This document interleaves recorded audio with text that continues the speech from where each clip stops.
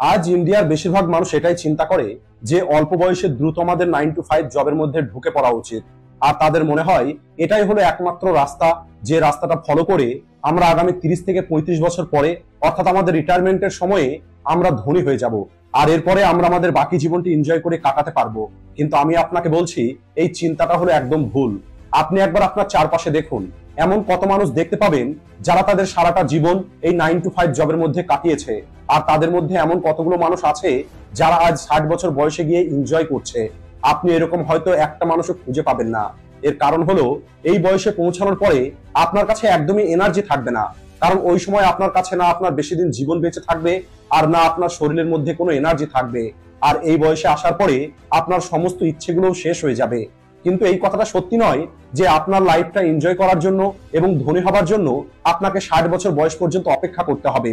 আপনি আপনার অল্প বয়সেই মিলিয়নারও হতে পারবেন, আর আপনি আপনার লাইফটা এনজয়ও করতে পারবেন। আর এমনটা অনেক মানুষ করে দেখিয়েছে। আর সেটা আপনি ফেসবুকের সিইও মার্ক জুকারবার্গের কথা বলেন, অথবা ওয়ো কোম্পানির ফাউন্ডার রিতেশ আগরওয়ালের কথা বলেন। আর আজকের এই ভিডিওতে আমি আপনাদেরকে এটাই বলবো যে আপনিও অল্প বয়সে ধনী কিভাবে হতে পারবেন এবং আপনার লাইফকে কিভাবে এনজয় করতে পারবেন। তো চলুন শুরু করা যাক। ধনী হবার প্রথম নিয়ম হলো ল অফ এফেকশন, অর্থাৎ আপনাকে এটা ট্রাই করতে হবে যে আপনি আপনার কাজের দ্বারা যত বেশি সম্ভব তত বেশি মানুষকে প্রভাবিত করবেন। এটাকে ছোট্ট একটি উদাহরণের সাহায্যে বোঝার চেষ্টা করুন। মনে করুন আপনি একটি স্টার্টআপ শুরু করেছেন, আর আপনি এমন একটি সার্ভিস দিচ্ছেন যা একটি বিশেষ ক্যাটাগরির মানুষকে প্রভাবিত করে। তাহলে হতে পারে সেখান থেকে আপনি যে প্রফিট রোজগার করবেন সেটা অনেক কম হবে। কিন্তু যদি আপনার সার্ভিস অথবা প্রোডাক্ট এমন হয় যা অনেক মানুষকে প্রভাবিত করে, অর্থাৎ অনেক বেশি মানুষের আপনার ওই সার্ভিসের প্রয়োজন, তাহলে আপনার প্রফিট প্রতিনিয়ত বাড়বে। মনে করুন আপনার প্রোডাক্ট অথবা সার্ভিস হলো এমন যা 20 লক্ষ মানুষকে প্রভাবিত করে, আর আপনি প্রতিটা কাস্টমারের কাছে থেকে 5 টাকা প্রফিট রোজগার করেন, তাহলে আপনার টোটাল প্রফিট হয়ে যাবে 1 কোটি টাকা। আর যদি ধীরে ধীরে আপনার কাস্টমার বেড়ে 1 কোটি হয়ে যায়, তাহলে তখন আপনার প্রফিট বেড়ে হয়ে যাবে 5 কোটি টাকা। একইভাবে যেমন আপনার কাস্টমার বাড়বে, আপনার প্রফিটও বাড়তে থাকবে, আর আপনি খুব দ্রুত আপনার ধনী হওয়ার স্বপ্ন পূর্ণ করতে পারবেন। ধনী হবার দ্বিতীয় নিয়ম হলো স্কিলস।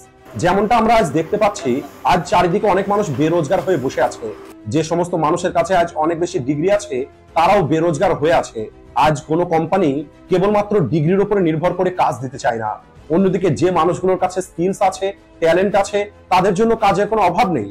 আর এমনটা এই কারণে, কারণ এই সময়টা ডিগ্রির নয় বরং স্কিলস এর সময় চলছে। এতদিন পর্যন্ত যেটা হতো, যদি আপনার কাছে কোনো একটি ভালো ডিগ্রি থাকতো তাহলে আপনি একটি ভালো কাজ পেয়ে যেতেন, কিন্তু এখন এমনটা আর হবে না। এখন আপনার জবের জন্য অনেক প্রয়োজন হলো আপনার কাছে স্কিল থাকতে হবে। সোশ্যাল মিডিয়া এবং ইন্টারনেটের কারণে আজ বেরোজগার করা মানুষগুলো সোশ্যাল মিডিয়াতে আসে কেবলমাত্র টাইম পাস করার জন্য। অন্যদিকে যে মানুষগুলোর কাছে স্কিল আছে তারা এই সোশ্যাল মিডিয়াকে ব্যবহার করেই অনেক টাকা রোজগার করছে, আর ধীরে ধীরে তারা ধনী হয়ে যাচ্ছে। আজ এই সোশ্যাল মিডিয়ার মাধ্যমে মানুষ তাদের স্কিলসকে বিজনেসে পরিণত করেছে। আজ কেউ ভিডিও এডিটিং করছে, আবার কেউ অ্যাফিলিয়েট মার্কেটিং করছে, আবার কেউ ওয়েব ডেভেলপিং করে ভালো টাকা রোজগার করছে। ধনী হবার 3 নম্বর নিয়ম হলো create multiple source of income. যদি আপনি আপনার জীবনে দ্রুত ধনী হতে চান আর আপনি আপনার লাইফে ফাইন্যান্সিয়ালি ফ্রি হতে চান, তাহলে এই নিয়মটা আপনার অনেক বেশি কাজে আসবে। আমাদের চারপাশে থাকা সমস্ত মানুষ কখনোই ফাইন্যান্সিয়ালি ফ্রি হতে পারে না। এর কারণ হলো তাদের কাছে ইনকামের সোর্স থাকে কেবলমাত্র একটি, আর বেশিরভাগ মানুষ ওই ট্র্যাডিশনাল পদ্ধতির উপরে নির্ভর করে চলে, আর নিজের স্যালারির উপরে নির্ভর হয়ে থাকে। আর কখনোই এদের কাছে এতটা টাকা থাকে না যে যদি এদের কোনো একটি মাসের স্যালারি বন্ধ হয়ে যায় অথবা হঠাৎ করে যদি কোনো ইমার্জেন্সি চলে আসে, তাহলে তারা সার্ভাইভ করতে পারবে। অন্যদিকে যদি আমরা আমাদের দেশের সর্বোচ্চ ধনী মানুষগুলোর কথা বলি, সেটা মুকেশ আম্বানি হোক অথবা গৌতম আদানি, এরা কেউ কেবল একটি বিজনেসের উপরে নির্ভর করে বসে নেই, এরা প্রত্যেকে নিজের মাল্টিপল বিজনেস তৈরি করে রেখেছে। একইভাবে আপনাকেও কেবলমাত্র আপনার একটা ইনকাম সোর্সের উপরে নির্ভর হয়ে বসে থাকলে হবে না। হতে পারে আপনি এখন ফুল টাইম জব করেন, তারপরেও আপনাকে কোনো না কোনো সাইড বিজনেস সম্পর্কে অবশ্যই চিন্তা করতে হবে। আর যখন আপনার একটা বিজনেস সফল হয়ে যাবে, তখন আপনি আপনার ওই বিজনেসকে আরো এক্সপ্যান্ড করতে পারেন অথবা অন্য কোনো বিজনেস শুরু করতে পারেন। আর এভাবে একটি সময় পর আপনার কাছেও মাল্টিপল বিজনেস থাকবে, আর তখন হয়তো আপনার চাকরি করার আর কোনো প্রয়োজন পড়বে না। আর ভবিষ্যতে আপনার যত বেশি ইনকাম সোর্স থাকবে আপনার ইনকাম তত বেশি গ্রো হবে আর আপনি খুব দ্রুত ধনীও হতে পারবেন। এছাড়া আপনাকে অ্যাসেট তৈরি করার দিকেও মনোযোগ দিতে হবে, কারণ আজ বেশিরভাগ বিজনেসম্যান তাদের বিজনেসের সঙ্গে সঙ্গে অনেক অ্যাসেট তৈরি করে রাখে যা তাদের ইমার্জেন্সিতে ঋণের মধ্যে ডুবে যাওয়া থেকে বাঁচিয়ে রাখে। তাই আপনিও আপনার রোজগার দিয়ে আপনার জন্য অ্যাসেট তৈরি করতে পারেন। ধনী হবার 4 নম্বর নিয়ম হলো অলওয়েজ লুক ফর ডিসকাউন্ট। দেখুন, আজকের সময়ে যতটা গুরুত্বপূর্ণ হলো সেভিংস করা, ঠিক ততটাই গুরুত্বপূর্ণ হলো অ্যাসেটকে কম দামে কিনে নেওয়া। আপনাকে মার্কেটে সবসময় খেয়াল রাখতে হবে যে কিভাবে আপনি একটি ভালো অ্যাসেটকে কম দামের মধ্যে কিনতে পারেন। আপনি আপনার রিসার্চ এবং টেকনোলজিকে ব্যবহার করে আপনি সব জায়গায় আপনার টাকা বাঁচাতে পারেন আর কম দামে একটি ভালো অ্যাসেট কিনতে পারেন। উদাহরণ হিসাবে মার্ক জাকারবার্গ হোয়াটসঅ্যাপকে সেই সময় কেনে যখন হোয়াটসঅ্যাপ $138 মিলিয়ন লসে ছিল, কিন্তু মার্ক জুকারবার্গ এটা জানতো আগামী দিনে এই হোয়াটসঅ্যাপ তাকে অনেক বেশি টাকা রোজগার করে দেবে। আর এই কারণে কোম্পানি লসে থাকার পরেও ওই হোয়াটসঅ্যাপকে মার্ক জুকারবার্গ কিনে নেন আর আজ ওনার জন্য এই হোয়াটসঅ্যাপ একটি ভালো অ্যাসেট। একইভাবে আপনিও আপনার জন্য কোনো একটি ভালো অ্যাসেট ভালো ডিসকাউন্টে কিনে নিতে পারেন। আর যখনই ডিসকাউন্টে অ্যাসেট কেনাটা আপনার ভালো অভ্যেস হয়ে যাবে তখন আপনি সবকিছুতেই আপনার টাকা সেভ করতে পারবেন। এমনকি আপনি আপনার লাইবিলিটি কেনার সময়ও আপনি অনেক কম দামে সেগুলো কিনতে পারবেন। ধনী হবার 5 নম্বর নিয়ম হলো avoid date as well as possible. অর্থাৎ যতটা সম্ভব আপনাকে সমস্ত রকমের ডেট এবং লোন থেকে দূরে থাকতে হবে, তা না হলে আপনি আপনার জীবনে কখনোই ধনী মানুষ হতে পারবেন না। আজকের দিনে আমাদের কাছে মাসিক স্যালারি আসার পরেই আমরা অনেক এক্সপেন্সিভ জিনিস কেনা শুরু করে দিই। আমরা নিজেকে অন্যদের থেকে ধনী দেখানোর জন্য অনেক দামি জিনিস কেনার চেষ্টা করি আর আমরা আমাদের ডে টু ডে লাইফে অনেক বেশি খরচ করা শুরু করে দিই। আর এখান থেকে শুরু হয় আমাদের লাইবিলিটির যাত্রা, অর্থাৎ এমন কিছু আইটেম অথবা প্রোডাক্ট কেনা যার উপরে আমাদের সবসময় টাকা খরচ করতেই হবে। আর আমরা জেনে শুনে এত বেশি টাকা খরচ করে দিই যে সারাটা জীবন আমাদেরকে ইএমআই এর মধ্যে ফেসে থাকতে হয়। আর এই কারণে বেশিরভাগ ফাইন্যান্সিয়াল অ্যাডভাইজার আপনাদেরকে এই পরামর্শটাই দেবে যে ঋণ থেকে আমাদের সবসময় বেঁচে থাকতে হবে।